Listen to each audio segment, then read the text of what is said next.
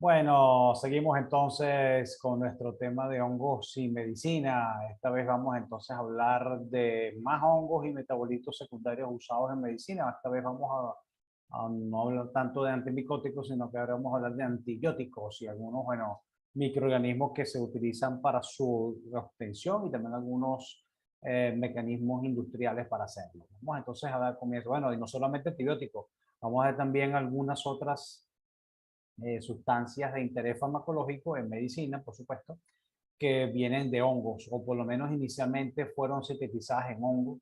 Y esa información la vamos a complementar con unas publicaciones, unos artículos que le voy a mandar a leer para esta parte, ¿no? Entonces, bueno, vamos a continuar con esto. Muy bien, el metabolito secundario fúngico, vamos a ver, hay que están los primarios y los secundarios, no voy a ahondar en esto, ya sabemos cuáles son cada uno y en qué se basan. Y los secundarios están asociados con la diferenciación y la esporulación. ¿Okay? Y bueno, muchos de ellos son explotados económicamente y son muy variados con muchas rutas biosintéticas que pertenecen pues al metabolismo secundario.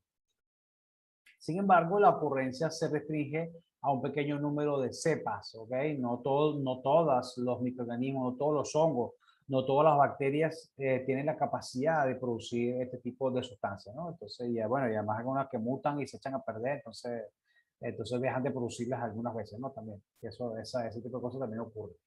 Bueno, uno de los primeros que va a ver son los antibióticos, las estatinas. Las estatinas son unas sustancias que se utilizan para disminuir el colesterol en sangre porque inhiben unas actividades enzimáticas, inhiben unas enzimas que en realidad que están relacionadas con la producción del colesterol en el cuerpo. ¿Ok? Entonces, las estatinas se utilizan para eso, ya vamos a hablar de eso. Están las ciclosporinas, están los alcaloides, está la estrobilirrubina, están los compuestos antifúngicos y están también las hormonas vegetales que se pueden producir por hongos.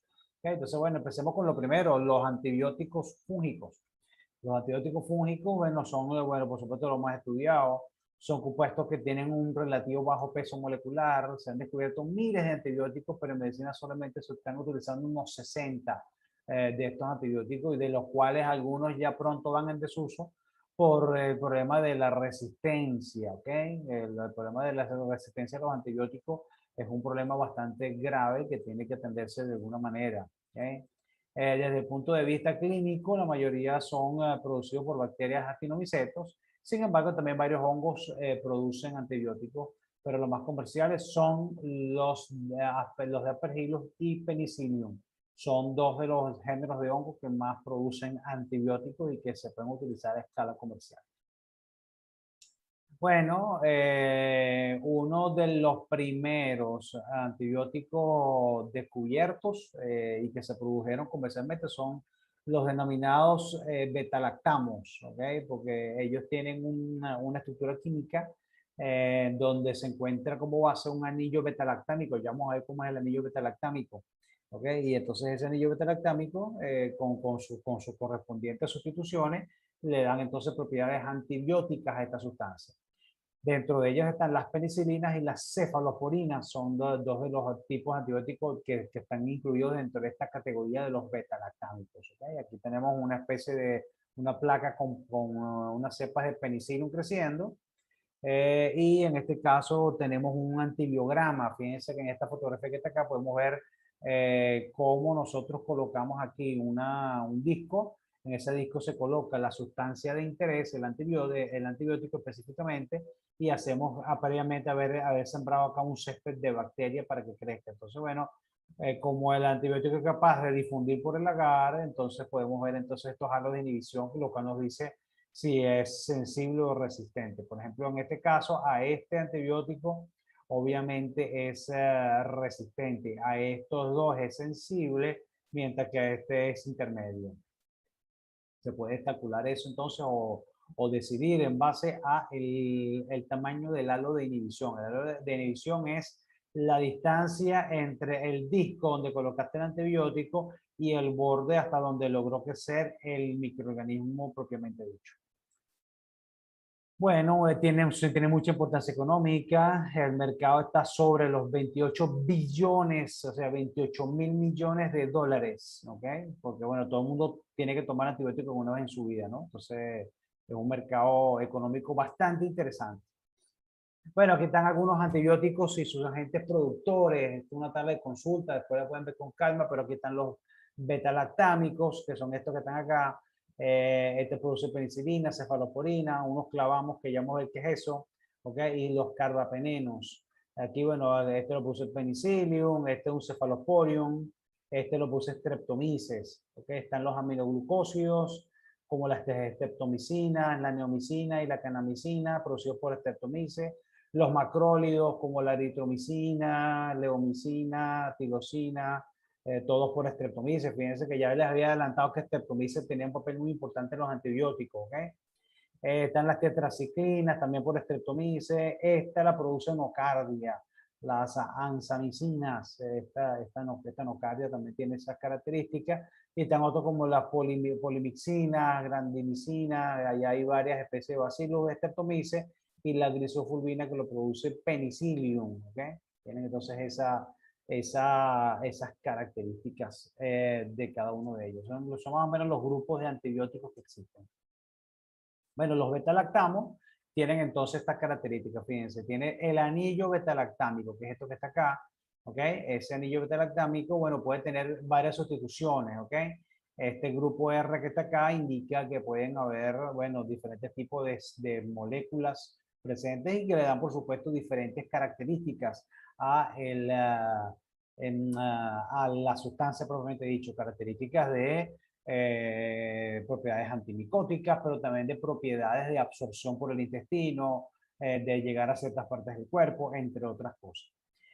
Las penicilinas es un término genérico para describir entonces una gran cantidad de moléculas naturales y semisintéticas que tienen capacidad antibiótica, que poseen un anillo beta-lactámico, que es una amida cíclica de 4 carbonos, ¿okay? Que es esta que está acá, es esta amida cíclica de 4 carbonos, ¿ok? Y tiene un anillo tiazolodinona, ¿ok? Y una cadena lateral, que es esta cadena que está acá, que es la que sustituye, pues, y le da entonces las características a cada uno de los tipos de penicilinas que pueden haber, ¿ok? Entonces, bueno, están los hidrofóbicos, ¿ok? Que tienen entonces una cadena lateral no polar, ¿ok? Como la penicilina G, ¿ok? O bencilpenicilina y la penicilina V, que es la metilpenicilina, ¿ok? Entonces, dependiendo si tiene un grupo bencilo o un grupo metilo, ¿ok? Entonces, en cada uno de ellos. Entonces, sintetizada solamente por hongos filamentosos. Los semisintéticos se producen entonces por sustituciones en la cadena lateral. Entonces, los investigadores, bueno, vieron las propiedades que tenían estos antibióticos y decidieron, bueno, ¿y qué pasa si cambio la cadena lateral? Entonces empezaron a hacer sustituciones y salieron entonces las penicilinas semisintéticas. ¿Okay? Entonces esas se producen de esa forma y tienen también ciertas propiedades diferentes a las penicilinas naturales. Bueno, aquí tenemos algunas penicilinas producidas por cultivo de Penicillium crisógeno. Aquí tenemos el nombre de la penicilina y aquí está el grupo R al cual hay que sustituir en este punto para entonces tener el antibiótico como entonces en este caso el grupo R, bueno, es esta molécula que está aquí que es la penicilina G o bencilpenicilina, en este caso es la peroximetilpenicilina, bueno, entre otras que están acá, simplemente para que vean que dependiendo del grupo R tenemos diferentes tipos de sustancias que tienen diferentes propiedades también.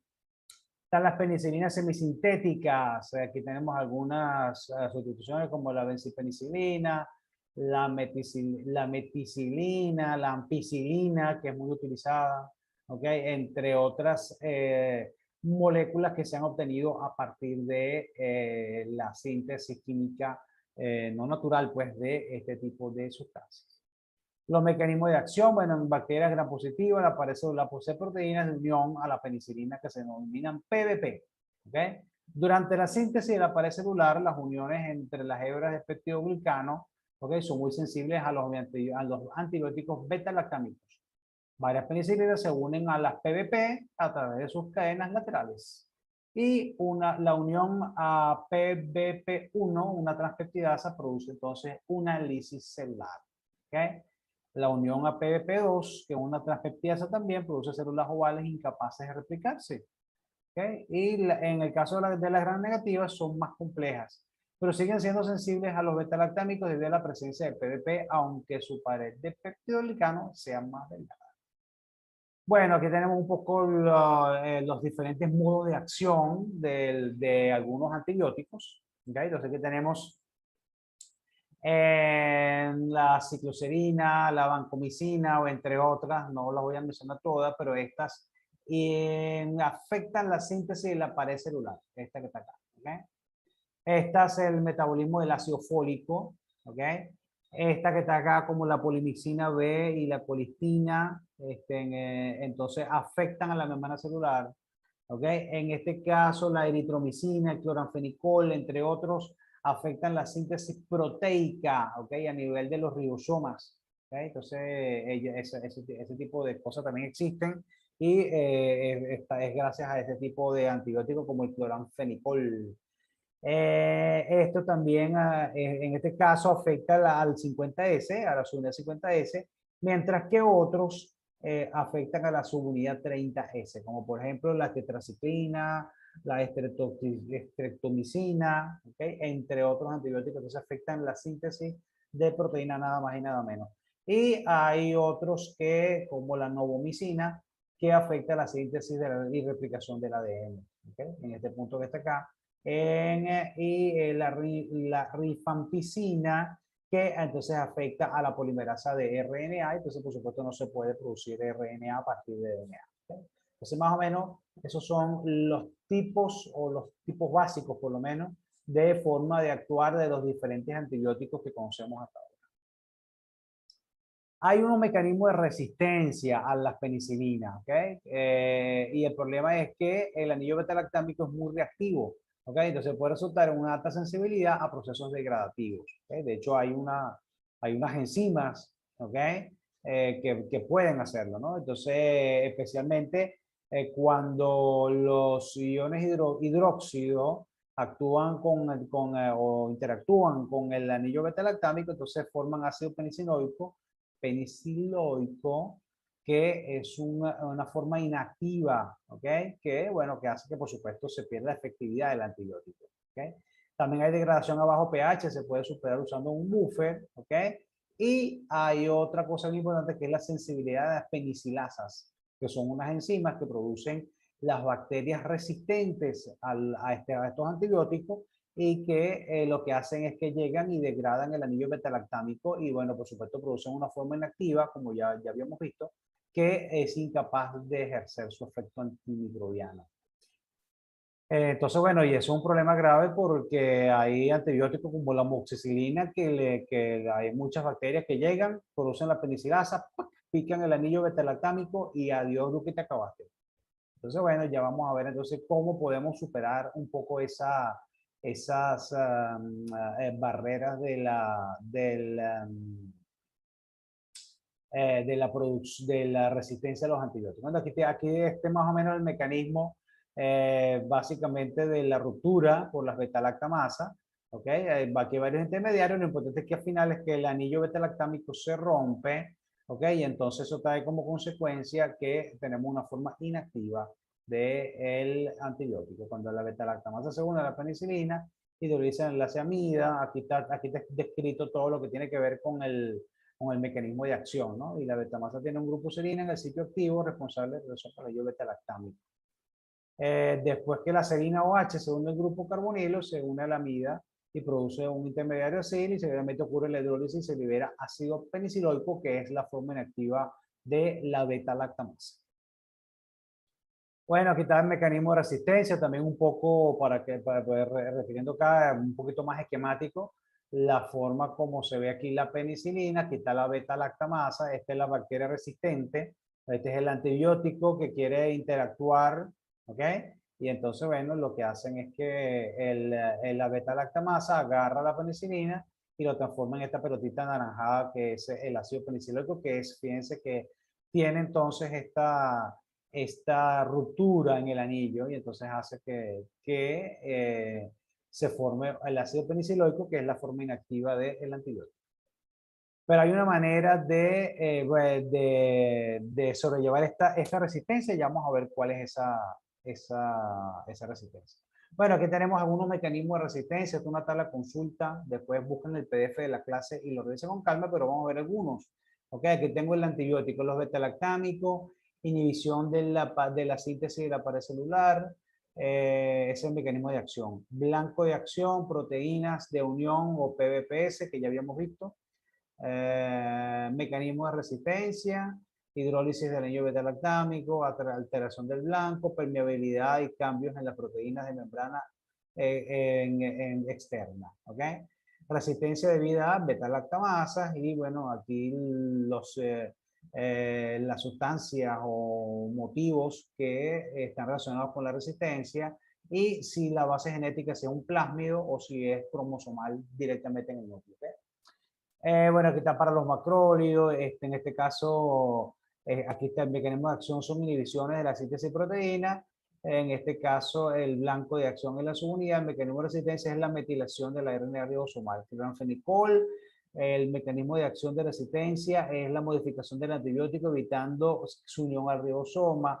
La estreptomicina, modificación de proteínas ribosomales y fluoroquinonas, mutación sobre una DNA girasa, exflujo, entre otros mecanismos. Entonces, bueno, ahí están más o menos entonces explicados cuáles son esos mecanismos de resistencia, que a veces es degradación, pero a veces también es exclusión del antibiótico. ¿Cómo combatir la resistencia a los antibióticos? Muy bien, el ácido clavulánico es la clave. ¿Okay? El ácido clavulánico es entonces una sustancia, ¿okay? Que inhibe a las beta-lactamasas, que son las enzimas encargadas de la ruptura del anillo beta-lactámico. De forma general, se suministran en conjunto con el antibiótico. Por ejemplo, la amoxicilina es sensible a las beta-lactamasas, pero el ácido clavulánico inhibe a la lactamasa, a la beta-lactamasa. De tal manera que si se aplican en conjunto en la misma pastilla, ¿okay? Entonces tú puedes tener a la beta-lactamasa, perdón, vas a tener el ácido clavulánico que va a afectar a la beta-lactamasa, ¿okay? Inhibiéndola. Y entonces el otro antibiótico, que por ejemplo la amoxicilina, que es lo que normalmente se hace, es una mezcla de amoxicilina con ácido clavulánico, ¿okay? Entonces puede ejercer perfectamente su función porque no se le va a degradar el anillo beta-lactámico, no se va a formar el ácido peniciloico inactivo. ¿Okay?